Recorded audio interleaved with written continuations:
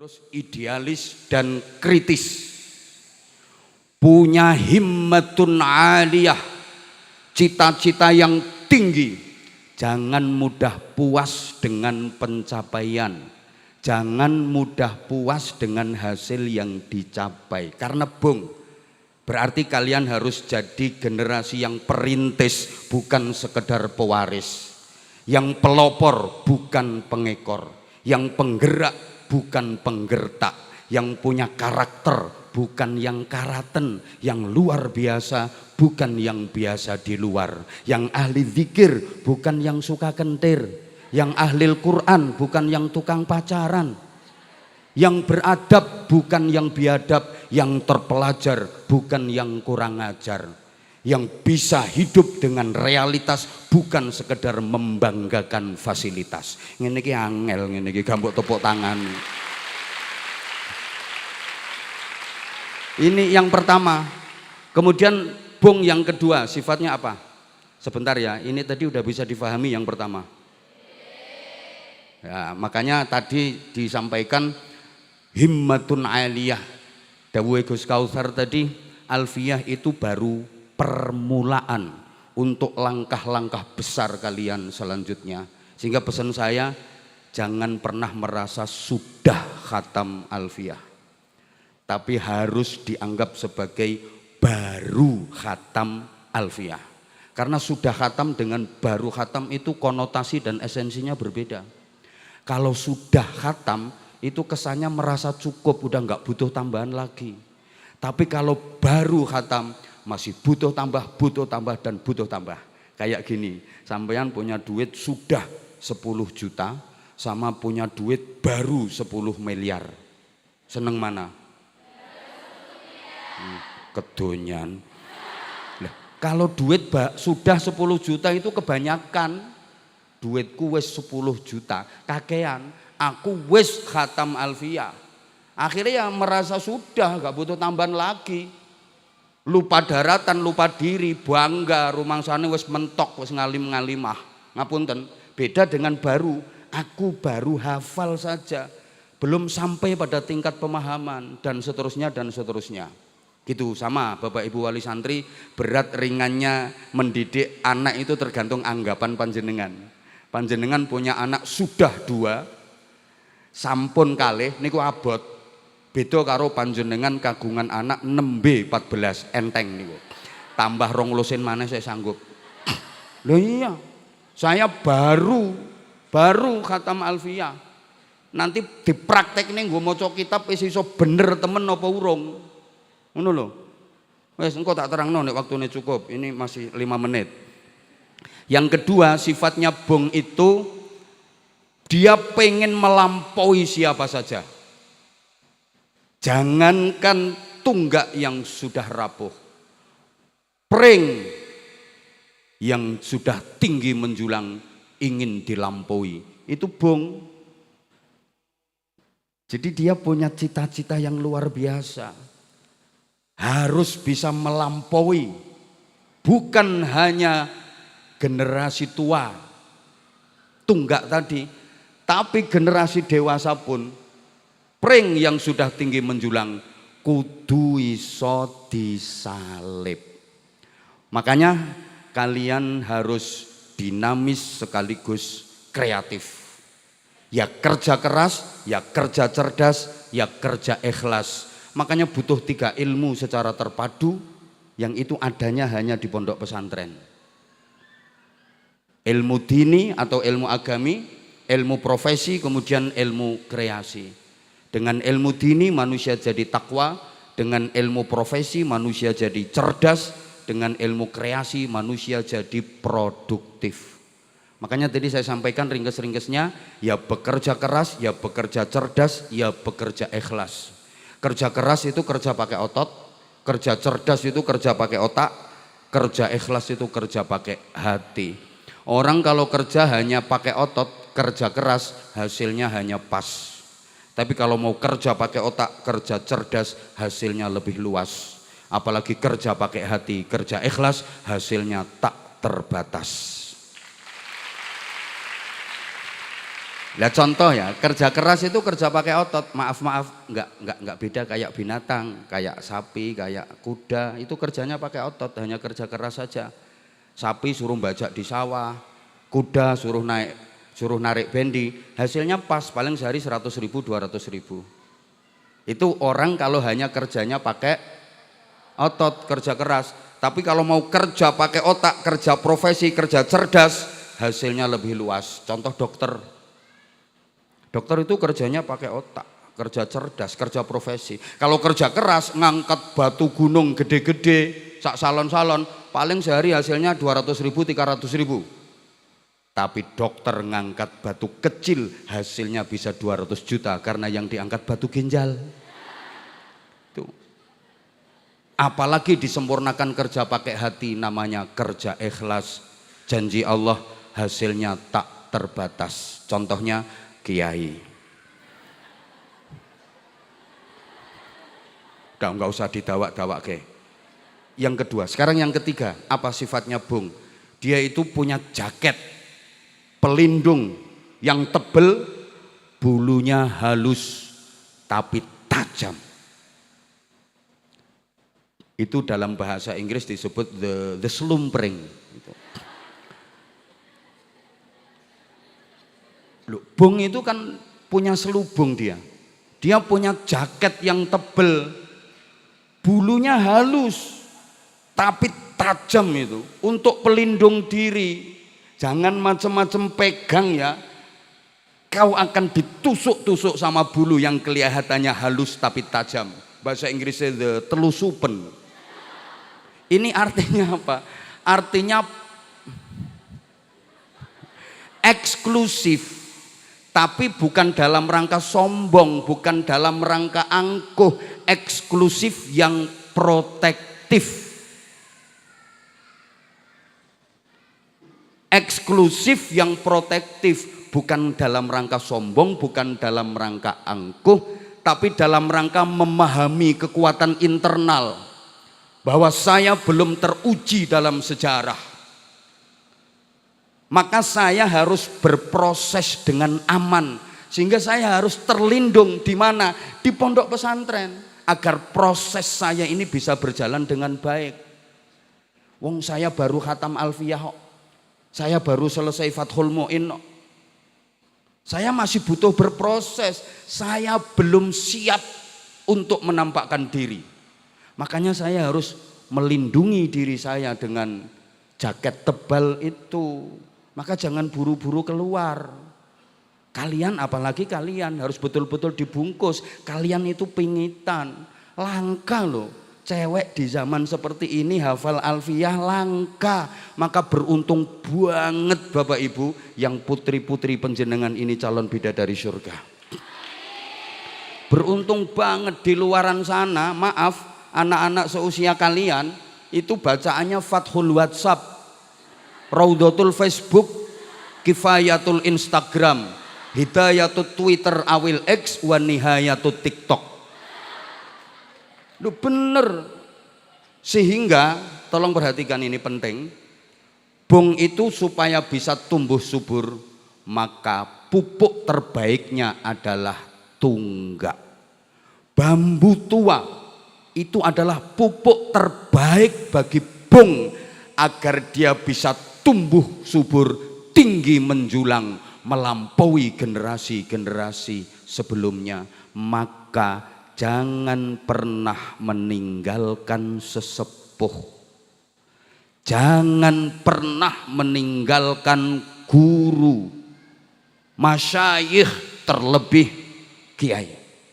Demi Allah, tanpa restu, doa dan ridho dari Fadilatil Mukarram wal Mu'azzam Romo Kiai Haji Nurul Huda Jazuli, tanpa restu, doa dan ridho dari Fadilatil Mukarramah Bunyai Hajah Lailatul Badriyah, setinggi apapun ilmumu nggak akan pernah manfaat dan barokah. Allahumma sholli ala Muhammad. Saya menggarisbawahi apa yang didawuhkan oleh Gus Kausar tadi. Jadi Bung ini tantangannya luar biasa. Bisa enggak dia nanti tumbuh subur? Bisa enggak dia nanti tinggi menjulang? Jangan-jangan kidaan wong penyet atau bahkan dikrokoti garangan. Enggak jadi prank. Loh, ini tantangan yang luar biasa.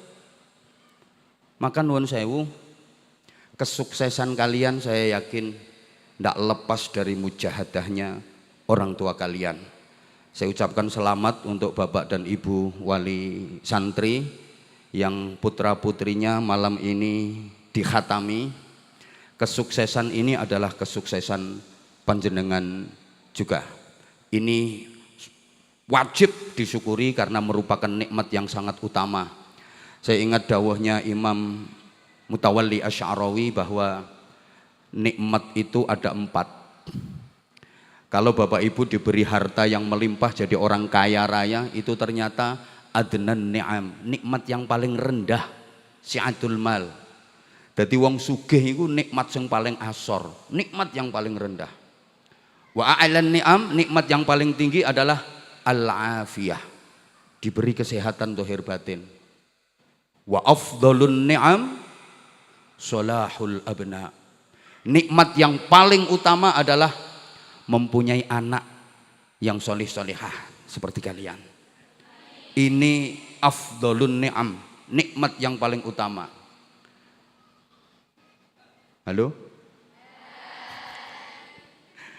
Wa atammun ni'am, nikmat yang paling, wa tamamun ni'am adalah huwa ridallah subhanahu wa ta'ala. Nikmat yang paling sempurna adalah mendapatkan ridho Allah subhanahu wa ta'ala.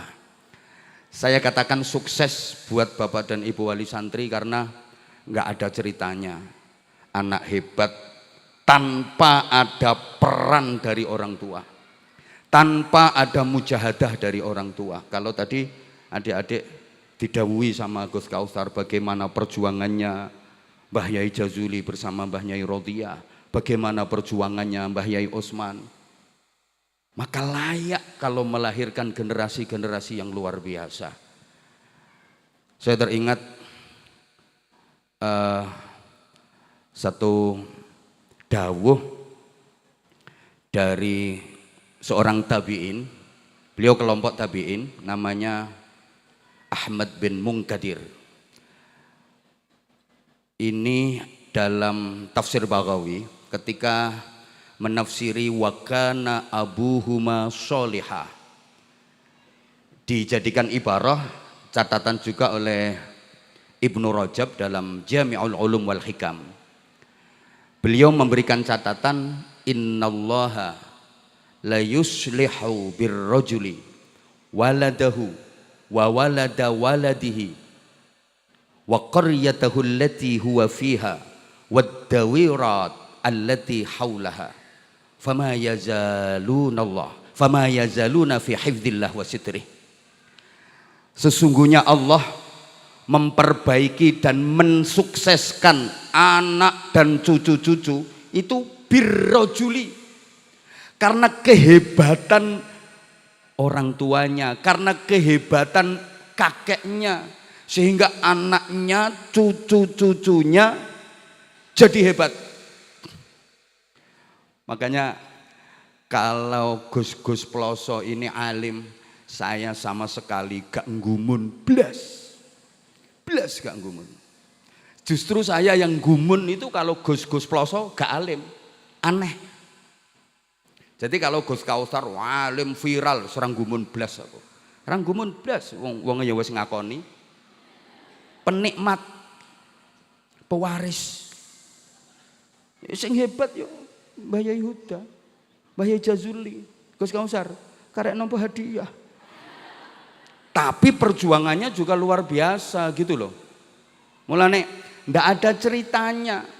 Kalau ada anak hebat diselidiki, diteliti, nanti orang tuanya, mbah-mbahnya, buyut-buyutnya minimal ahli riyadhah.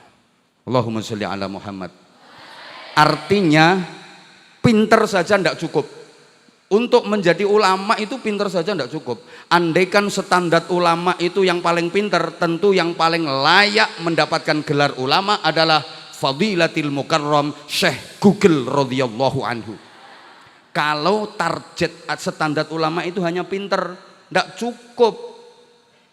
Maka bukan hanya man lahu ilmun syamilun, kompetensi di bidang ilmu pengetahuan saja, tapi juga harus arifun bimasolihi man haulah. Nun pangapunten. Gini ya, kitab Fathul Qorib, takrib di tangan Mbah Yai Wahab Hasbullah itu bisa menyelesaikan persoalan Irian Barat. Pada waktu Irian Barat, dulu namanya Irian Barat, sekarang jadi Papua itu, diduduki dan dijajah kembali oleh Belanda. Padahal Indonesia sudah merdeka. Irian Barat itu diduduki dan dijajah kembali oleh Belanda. Presiden Soekarno sowan ke Mbah Yai Wahab Hasbullah. Beliau matur, pripun niki Yai, Papua Barat diduduki kembali dijajah oleh Belanda. Mbah Yai Wahab dawuh, oh niku nggasap niku Londo niku nggasap niku. Lah Pak Karno kan gak ngerti nggasap. Sing paham nggasap kan cah pondok. Sak prakteke.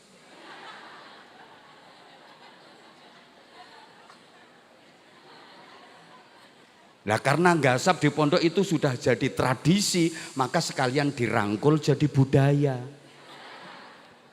Loh saya ketika ditanya, bah gimana hukumnya nggasap bagi santri di pondok? Tak jawab ngene, nggasap kanggone santri pondok, khusus santri pondok ya, bukan di luar pondok. Kuwi padha karo telek cecek sing nyemplung nanggone banyu sing luweh teko rong kulah. Asal enggak taghayyara ahadu awsafihi min ta'min aw launin aw rihin bimutanajjisin tahdutsu bih la ba's. Sing penting telek ceceke aja nganti sak karung.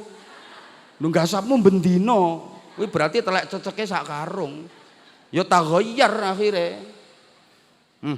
Iki sing kulino ngasap seneng ya entuk dalil iki. Kemarin pas ten pondok Al-Badrul Falah kan saya sampaikan, wong santri diwulang kiyaine, bab tahrimul ghasab. Al-ghasabu minal kabairi. Al-ghasabu utawi ngasap iku minal kabairi, tetep setengah saking jumlahe pira-pira dosa gede. Dadi ngasap kuwi dosa gede ya le. Santrine mantuk-mantuk kabeh. Mantuk-mantuk kabeh. Kiyaine selesai ngajar, mudhun sandale ilang. Sing ngasap ya santri sing paling mantuk-mantuk. Tetapi mergo pondok niku mbarokai. Lho santri sing ngasap sandale kiyaine mulih duwe pabrik sandal. Pak Karno mboten paham ngasap niku napa. Akhirnya tanya ke Mbah Yai Wahab. Lajeng sakniki pripun langkah yang harus saya tempuh? Dawuh Mbah Wahab, ajak mereka berunding. Ajak Belanda berunding. Pak Karno takon, apakah dengan berunding masalah bisa selesai? Dawuh Mbah Wahab, tidak mungkin bisa selesai. Nah, mumet toh Pak Karno. Wong tidak mungkin bisa selesai kok dikongkon berunding. Nuwun sewu, Yai, kalau tidak mungkin bisa selesai, kenapa harus berunding? Ngeten nggih, Pak Presiden. Agama itu ada tobakat. Ada eskalasi, ada tahapan-tahapan yang harus dilalui. Udah, pokoknya ajak mereka berunding. Akhirnya Pak Karno ngutus delegasi yang dipimpin oleh Subandrio mengadakan perundingan dengan Belanda. Ringkes cerita, perundingan itu gagal, tidak membuahkan hasil. Nah, Pak Karno matur ten Mbah Yai Wahab, Yai nyuwun pangapunten, perundingan boten berhasil. Dawuh Mbah Wahab, lah kula lak ampun matur tidak mungkin berhasil. Lah lajeng sekarang pripun? Mbah Wahab dawuh, akhadhahu qahran, ambil dengan paksa. Kemudian Pak Karno menyiapkan pasukan Trikora yang dengan gagah berani menyerang Belanda yang menduduki Papua Barat. dan Belanda berhasil diusir, Papua Barat kembali ke pangkuan Indonesia. Setelah peristiwa itu selesai, Pak Karno sowan ten gene Mbah Yai Wahab, matur suwun Yai, taktikin jenengan luar biasa. Dengan diajak berunding, akhirnya parlemen Belanda itu pecah kongsi jadi dua, sehingga amunisi senjata yang dikirim Belanda ke Papua Barat sangat minim. Belanda kekurangan senjata, berhasil kita lumpuhkan, kita usir dari bumi Papua. Papua bisa kita rebut kembali. Resep jenengan niku nopo Mbah Yai? Dawuhe Mbah Yai Wahab, Fathul Qorib. Loh, Fathul Qorib di tangan Mbah Yai Wahab bisa menyelesaikan masalah Papua Barat. Lah nek di tanganmu? Ayo coba. Loh, itu baru Fathul Qorib. Belum Uqudul Lujen. Apa maneh Qurratul Uyun. Itu kan kitab yang menerangkan cara menempatkan posisi kaki di malam pertama. Kuwi nek dipraktekno londo iso kejang-kejang.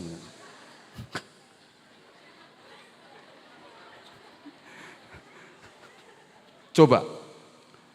Mbah Yai Khalil Bangkalan itu ahli nahwu. Terkenal ahli nahwu. Nah niki cerita pas di daerah Bangkalan itu lagi panen raya semongko. Juragan-juragan semongko itu pada sumpek karena semongkonya yang di sawah yang lagi panen itu dicolongi sama maling. Pokoknya wis wayahe manen dicolongi maling.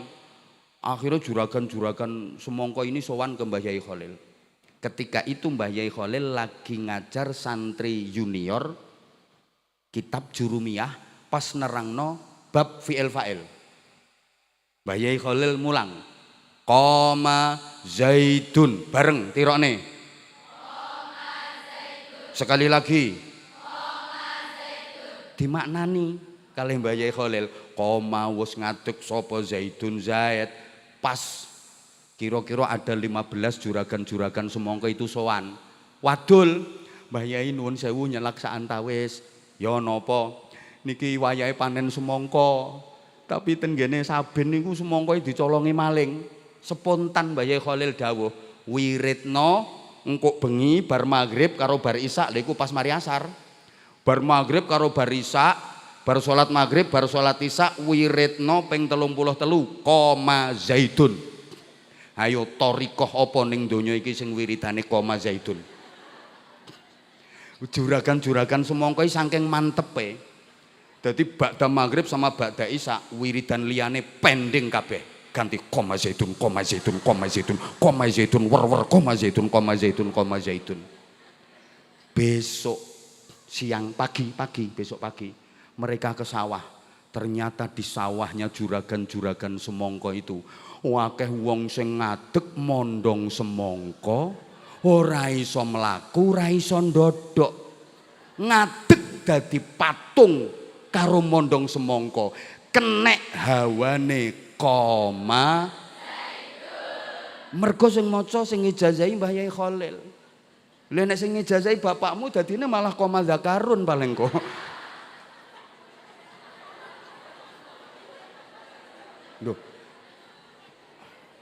Lu iki maksudnya sampeyan bukan gak cukup pinter tok, harus ada hayatun ruhaniyah.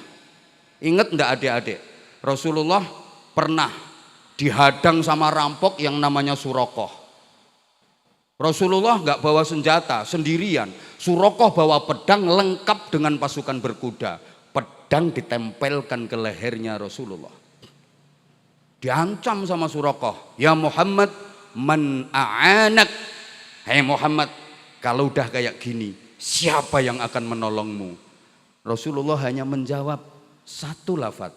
Tirukan sama-sama, moga-moga barokah. Rasulullah jawab gini, Allah, bareng. Sekali lagi. Pedang Surakoh jatuh, Surakoh terkapar 1 jam gak sadarkan diri. Kesababan Allah yang keluar dari lesan Rasulullah.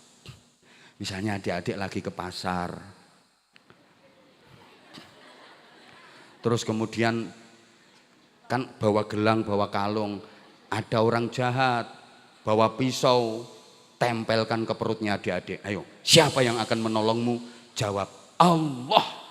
Brus, insya Allah jero mancepe. Allahnya sama, tapi kekuatannya berbeda. Maka pernah saya sampaikan, apa di tangan siapa menjadi berbeda di dalam fungsi apa karena siapa. Rawahu Abah Anzah.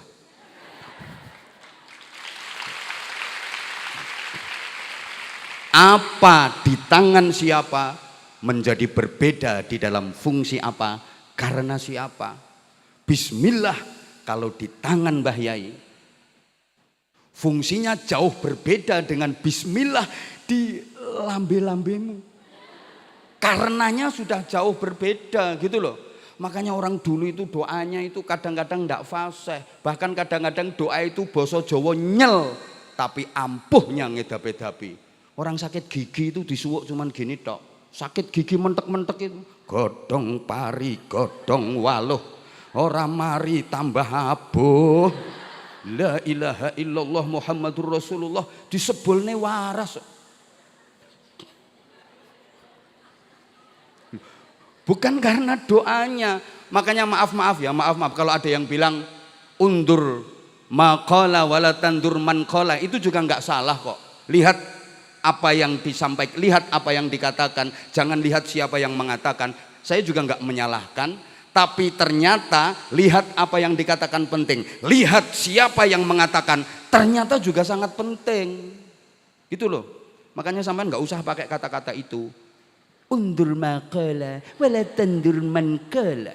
Lihatlah apa yang dikatakan, jangan lihat siapa yang mengatakan. Loh, siapa yang mengatakan ini justru lebih penting daripada sekedar apa yang dikatakan. Loh enggak napa mboten? Misalnya pidato saya ini yang mengatakan bapak sampean, ya bisalah niru, ya murah.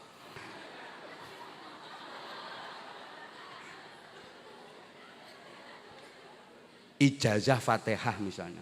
Kalau yang mengijazahkan Mbah Yai semua santri kobil tuh mantep, yakin, ikhlas. Tapi nek lambeku sing ijazah no paling-paling diguyu. Ngapusi aja ngandel cangkeme Anwar Zahid ngono. Jadi siapa yang mengatakan itu juga penting. Itu Mbah Yai Mutamakin Hajen, ini nasabnya guru dari Yai Zulfa Mustafa, ini teman saya kemarin haji bareng sama saya, satu kamar saya, bahkan tahalul itu kan umroh bareng saya, tahalul itu saya dipetal sampai habis. Itu dendam itu karena dia. Orang saya itu tak petal dikit, ojo langsung kayak gini. Ya karena dia kan nggak rela kalau saya dikagumi banyak orang.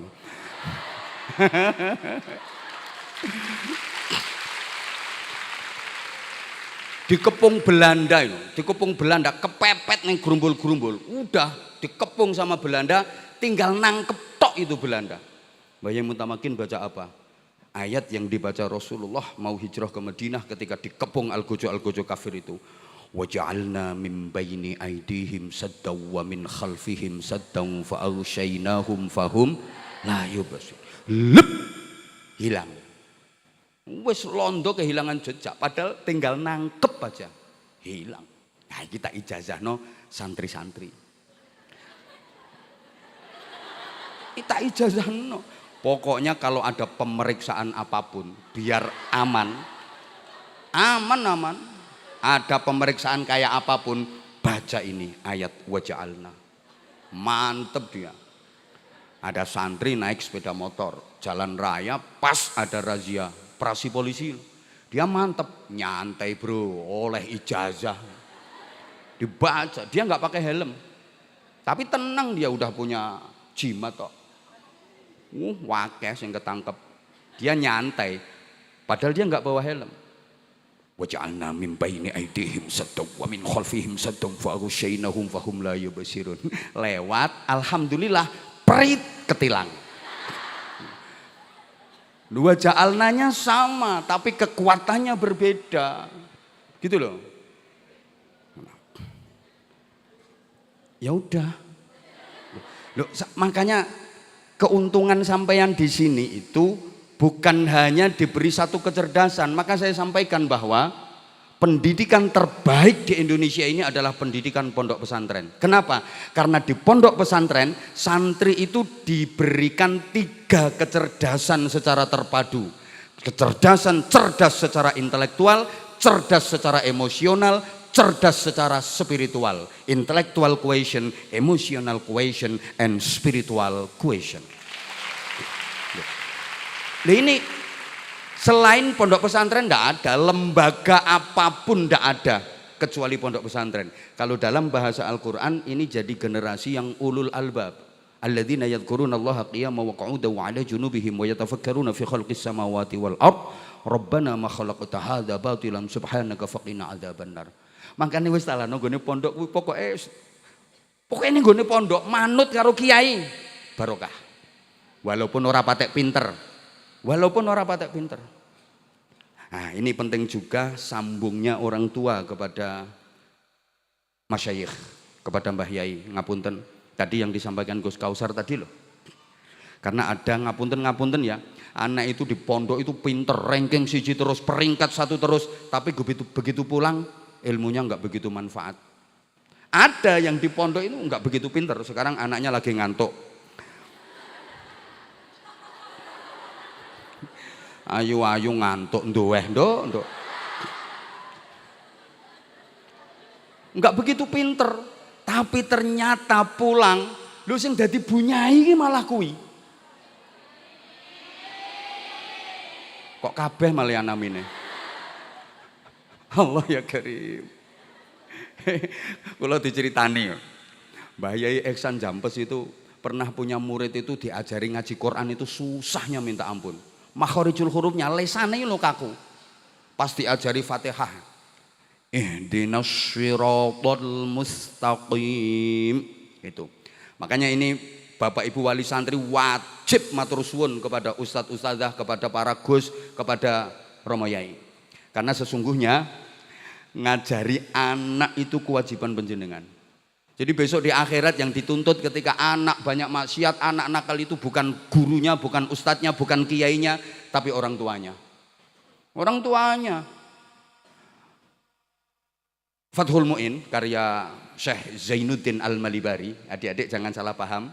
Syekh Zainuddin Al-Malibari itu bukan orang Jogja, Malioboro bukan. Tapi Malibar itu India Barat.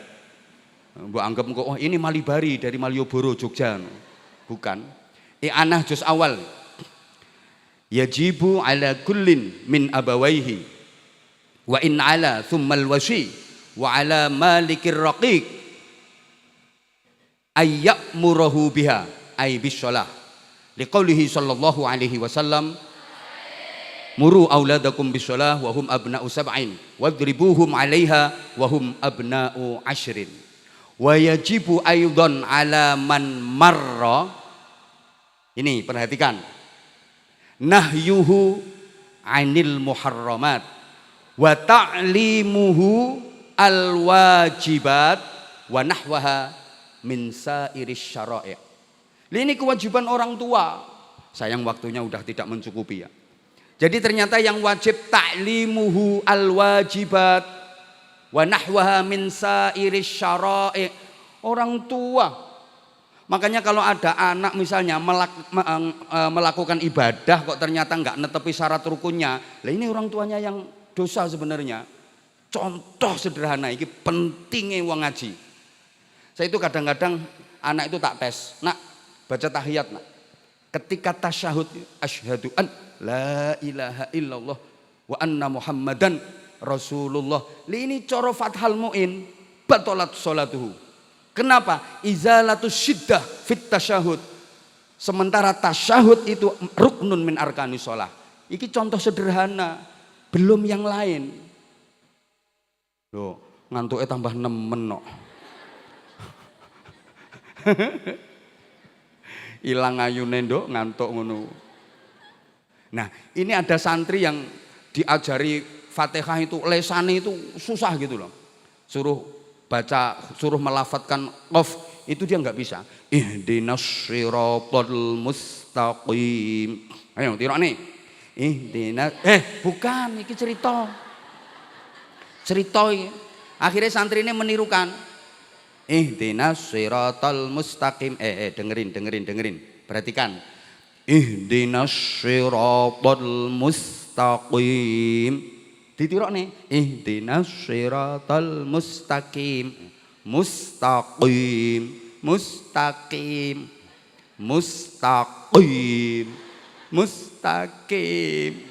Nah, kiai ini mulai nesu toh. Mustaqim.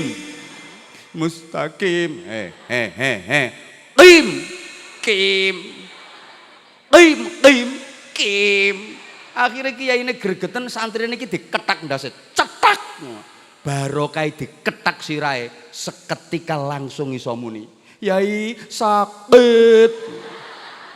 Ampun diketak.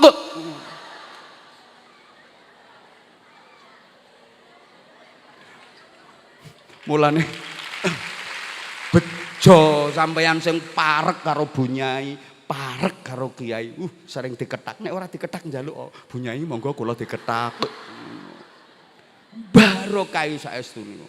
Pun ngaten mawon insyaallah mangke disambung melih. Pokoknya tugas kalian sekarang 3. 1 ngaji. 2 ngaji.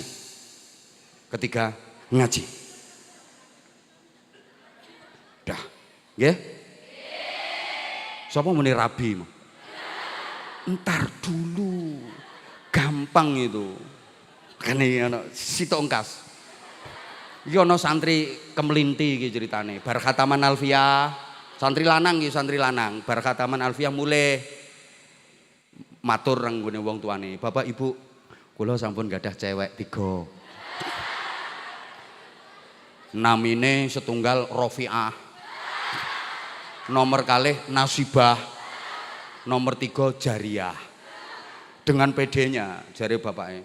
Lah awakmu apa wis pengen rabi? Nek pancen wis wani rabi, ayo diistikharai. Endi sing paling apik mbok dadekke bojo? Rofiah, Nasibah, apa Jariah? Ngono. Akhire yo gaya-gaya tok. Besoknya matur lagi sama orang tuanya. Bapak kula mantun istikharah. Hasilnya piye le? Nah, mergo wis hafal alfiyah, maca nadham. Guaya ngono leh maca. Lil raf'i wan nasbi wa jarri nasalah ka'rif bina fa innana nilnal muna. Bapak niku tiga-tigane sae kangge kula. Nasalah. Dadi Rafi'ah, Nasibah, Jariyah niku nasalah. Berarti tiga-tigane sae Bapak. Gayae. Lah bapake yang apal alfiyah ya moh kalah bapake. Rungokne kupingmu. Rumangsamu gampang ngono kowe arep rabi telu. Bapakne akhirnya maca nazam. Syartul musanna ayyakuna mu'raba wa mufradan munakkaran marukiba. Syartul musanna le kowe nek ape rabi loro utawa lebih rungokne. Pertama kudu mu'raba, kamu harus siap melakukan perubahan. Wis kerja apa urung? Engko ditarik blonjo bojomu mewek. Kamu harus siap. Terus wa mufradan, kamu harus siap berdikari, mandiri, berdikari. Ojo jagane wong tua, ojo jagane marang tua. Kudu wis wani wa mufradan. Terus munakaron umum, kowe kudu wani adil, marukiba, mbok tumpuk-tumpuk. Apalagi syarat di bawahnya itu.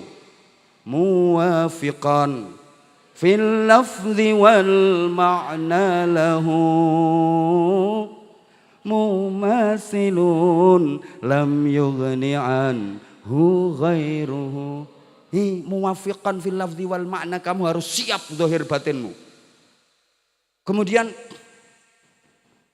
apa?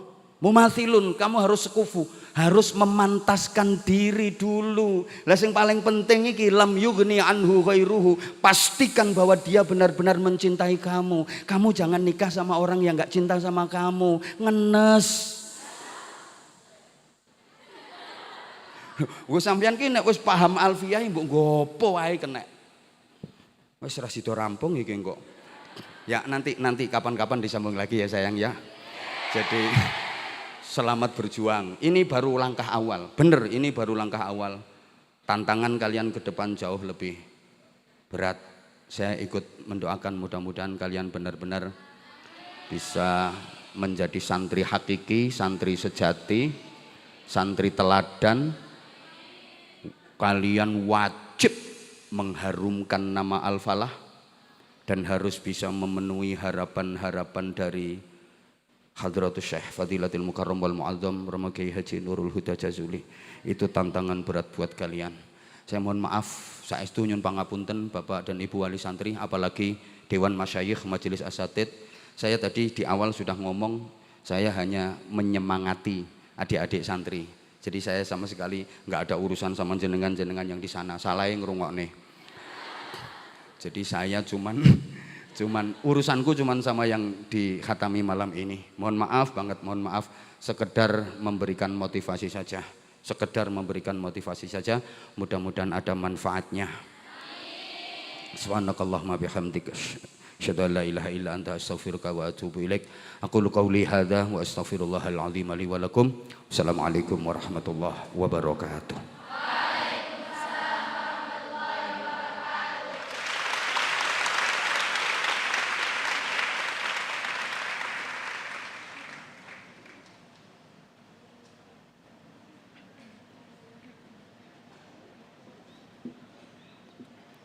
Kepada beliau kami haturkan terima kasih.